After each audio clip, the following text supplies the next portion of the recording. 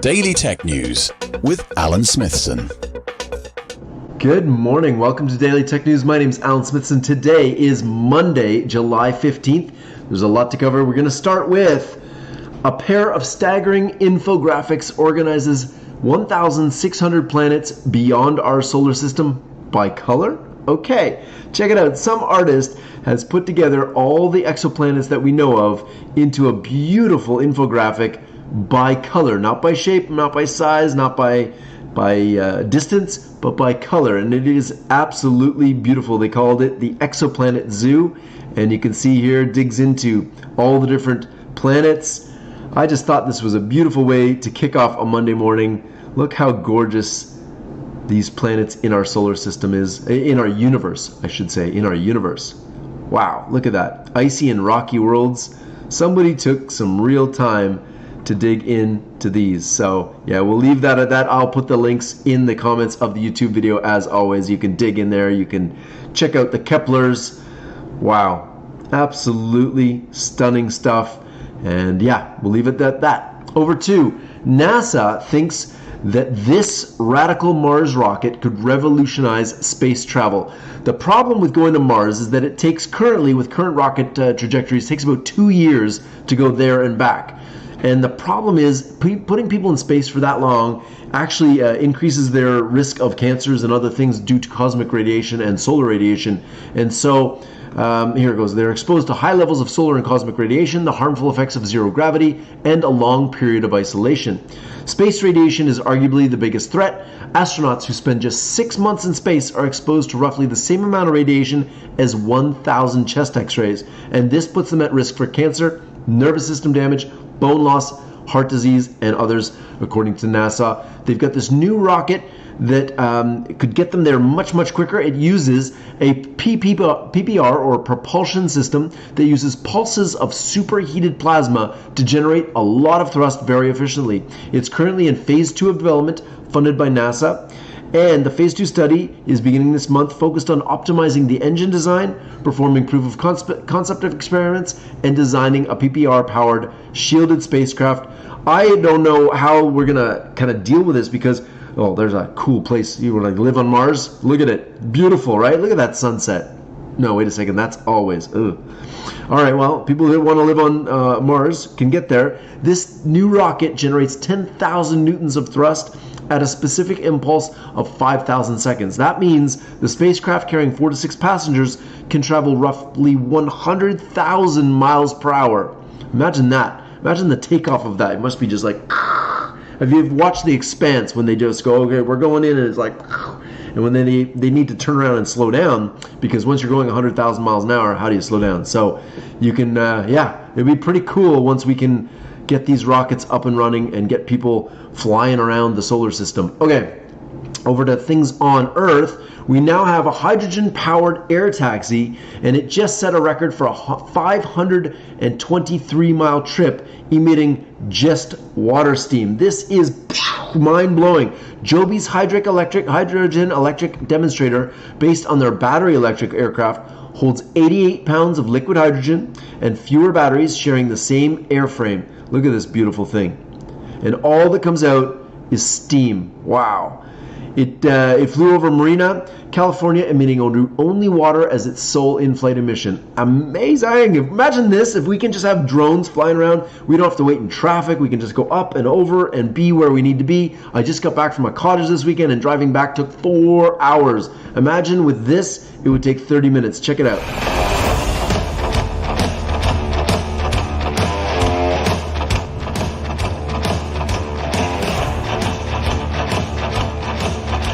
Exciting day of flying, over 300 miles of flight achieved, 400 miles of flight achieved. How far did you get? 522 miles! Woo-hoo! The team behind me is a... That's awesome. I'm going to leave it at that because you can watch it. I will put the links in the chat as always. Okay, over to a flexible artificial foot mimics human movement, and they can help people with limb loss. In places where we have lots of war, people are being bombed, there are people with less limbs than there used to be. We got to stop bombing people. Stop it. We're all on this planet together. Let's work together. But for those people that have suffered foot loss, this is a new foot that actually mimics the way the foot bends, and so you can actually have a soft foot landing. It says here, Italian Institute of Technology takes prosthetics to the next level with Soft Foot Pro. This prosthetic foot has been designed to move and adapt like a natural human one. The unique foot is motor-free, flexible, and designed for all-weather use. It draws inspiration from the human foot, emulating its shape and anatomical features. And look at that. How cool is that? You can actually just walk around. I love it. I love it, love it, love it. Look at that. Proper flex. Oh, that's so cool. So people that don't have a foot can now walk comfortably. Okay. Watch a robot navigate the Google DeepMind offices using Gemini. I thought this was really neat. Generative AI has shown a lot of promise in robots. Applications include natural language interactions, robot learning, and no-code programming and even design. Google's DeepMind robotics team this week is showcasing another potential sweet spot between the two disciplines, navigation. Okay, so check this thing out, navigating its way through the DeepMind offices, which strangely look like a industrial warehouse, but yeah, that's their offices. I guess they're building some cool stuff there, and it's navigating its way through. It says here, in one example, a Googler asked the robot to take him somewhere to draw things. Okay, the robot responds, wearing a jaunty yellow bow tie. Give me a minute. Thinking with Gemini. The robot then proceeds to lead the human to a wall-sized whiteboard. In a second video, the different person tells the robot to follow directions on the whiteboard. A simple map shows the robot how to get to the blue area. Again, the robot thinks for a moment before taking a long route to what turns out to be a robotics testing area. I've successfully followed the directions on the whiteboard, the robot announces with a level of self-confidence most humans can only dream of. Look at this. I love how they put a bow tie on it, because, you know, why wouldn't you? Super cool. All right, well, that's robots and Google. Over to China is actually proposing guidelines for future humanoid robot development. In an age where robots come in all shapes and sizes, and they're just starting to hit the markets now, there's a World AI conference that brought together 18 humanoid robots from companies across China. It says almost after 2 years of climbing the hype curve, humanoid robots are reaching the point of maturity where it's becoming viable to deploy them in real-world applications. The race is heating up around the world as dozens of humanoid robot companies put all their energy, expertise, and knowledge into creation of the most interesting robot form factor, which is the humanoid. And then it goes here, Agility Humanoid goes to work. Agility Robots was not in Shanghai, but it's the first North American company to sell and deploy a humanoid robot into a real warehousing application. We discussed this last week on the show, and it's getting crazy. Companies are buying these up. This is Tesla's Gen 2 Optimus. We also have here down here, this is some highlights. Now, this is a conference in China, but just take a quick look at this conference. Mind-blowing. So this is their AI conference in China.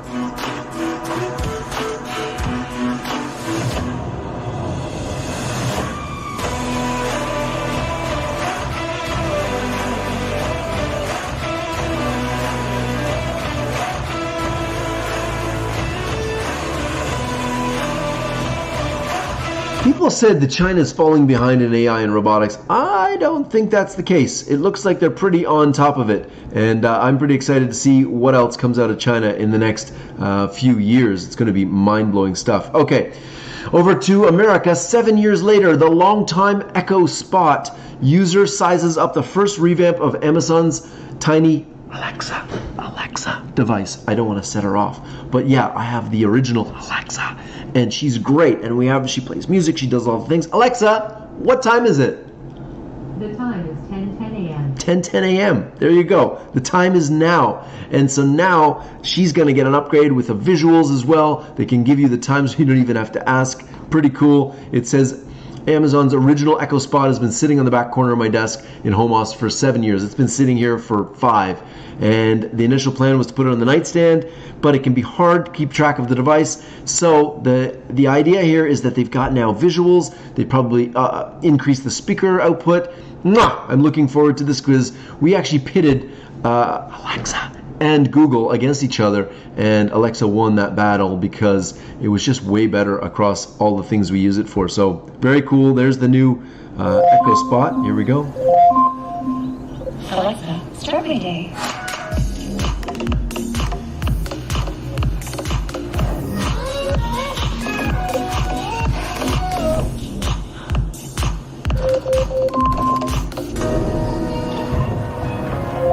Good morning. It's Saturday, May 18th.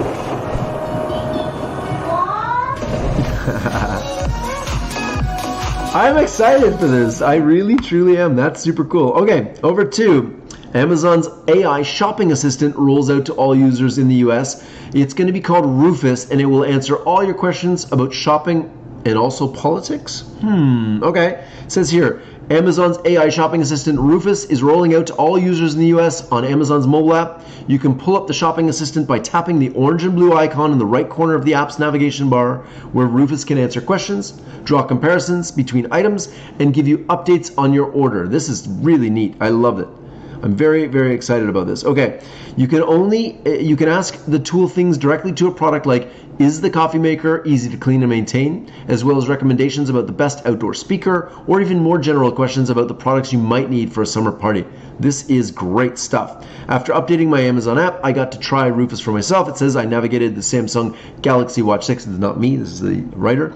I've been eyeing and found Rufus automatically surfaces some questions like, how long does the battery last on a single charge? While it come up with the answer 40 hours, it failed to mention that this is only true with always on display turned off. Otherwise, it's 30 hours. So it's missing a few things, but the context will work itself out.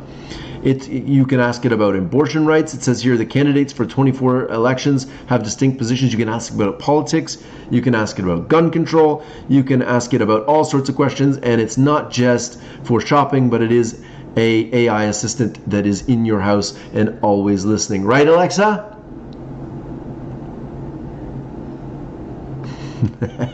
Speaking of Alexas, text-to-speech here. Learn how to turn text into lifelike spoken audio. So you can take a text from OpenAI. This is an OpenAI platform, and then you can create, using this small bit of code here, you can create text to audio. So this is kind of, I guess, replacing 11 Labs, maybe? The sun rises in the east and sets in the west. This simple fact has been observed by humans for thousands of years. So that's Alloy. Let's try Echo. In the heart of the city, there is a large park where people go to relax and enjoy nature. The library has a beautiful piece of dice where people go to read, study, and learn. The train chugged along the tracks, carrying passengers to their destinations. In the kitchen, the aroma of freshly baked bread filled the air. Sounds really amazing. So it's got support for MP3, Opus, AAC, FLAC, WAVE, and PCMs. So yeah, streaming real-time audio directly from OpenAI's platform. Things are going crazy. So now, in an age of absolute AI dominance, the AI Act compliance countdown begins in the EU. Tech companies will have until August 2nd, which is in 2 weeks, to comply with the new EU rules for AI around copyright, transparency, and uses like predictive policing. This is fantastic stuff. It says the AI Act is a sweeping set of rules for technology companies operating in the EU, which bans certain uses of AI tools and puts transparency requirements on developers.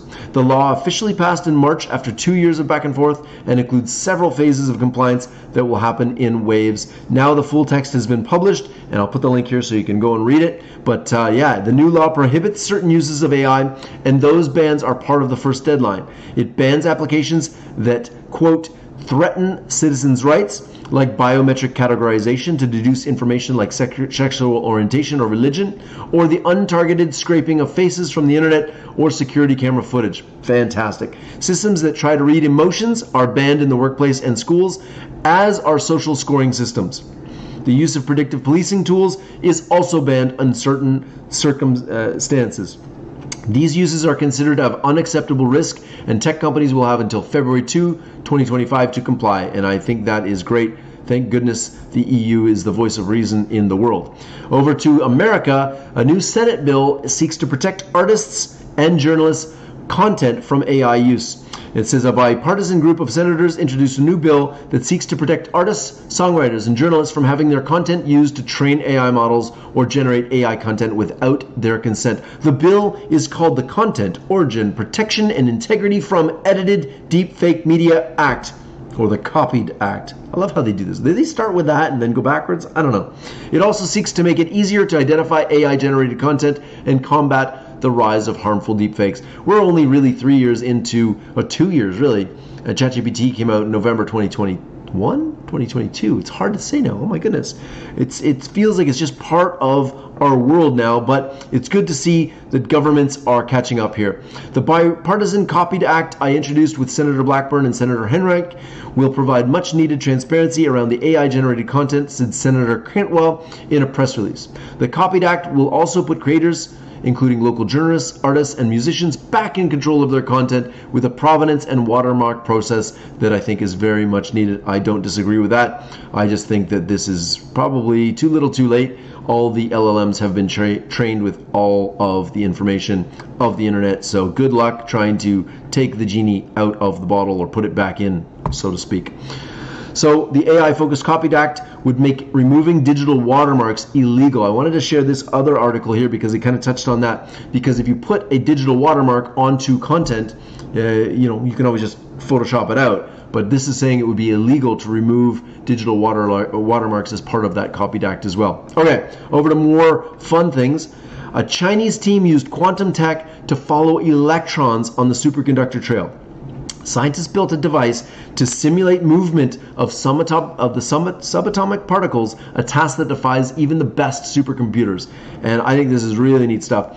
They've built a quantum computer that can simulate the movement of electrons, like in a solid state material, a task that could be a springboard for applications that are so far well beyond the ability of the world's fastest supercomputers. Because tracking subatomic particles is central to a number of scientific questions, such as what makes magnets attract each other. Unlocking such fundamental science could crack the code to creating high-temperature superconducting materials, potentially revolutionizing electricity transmission and transport. Our achievement demonstrates the capabilities of quantum simulators to exceed those of classical computers, marking a milestone in the second age of China's quantum computing research. Very, very cool stuff, and there's ton of information on it there. Okay, over to two Turkish teens invented drought-defying farming device that cuts fertilizer usage by 40%.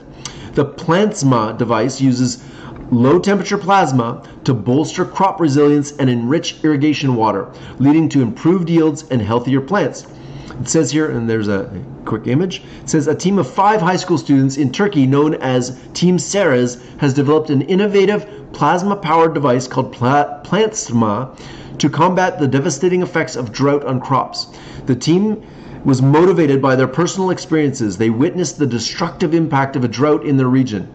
My community is my inspiration, says 17-year-old Beza. It's interesting because, people look at students as like, oh, they're not going to be ready to contribute to society for a few years. But the reality is, if they're given the proper tools and the proper motivations, like seeing their own regions experience a 40% decline in precipitation rates, rising pollution has aggravated the solution, leading to 80% crop loss and food shortage. When you see that locally and you're given the opportunity to make change, high school students and any student, really, anybody on this planet can start to develop these new solutions, and I'm really excited about this. It says their device uses low temperature plasma to enhance crop resilience and enrich irrigation water. It can be used just by clicking 2 or 3 buttons. Incredible. All right. It says by exposing seeds to plasma before cultivation, the device improves germination rates and growth potential while also increasing resistance to diseases and environmental stressors. Awesome stuff for some teenagers in Turkey. Go innovation. Okay, the last one I found is a company called Relief Paper, and they actually collect leaves from the ground and make paper out of them. It says some pulp and paper factories leave an unacceptably large ecological footprint on the planet. Irresponsible harvesting from natural forests can threaten fragile ecosystems and species and can cause soil erosion. The paper industry needs to continuously innovate to remain competitive improve efficiency, address the challenges facing the industry, environmental concerns, and changing consumer preferences.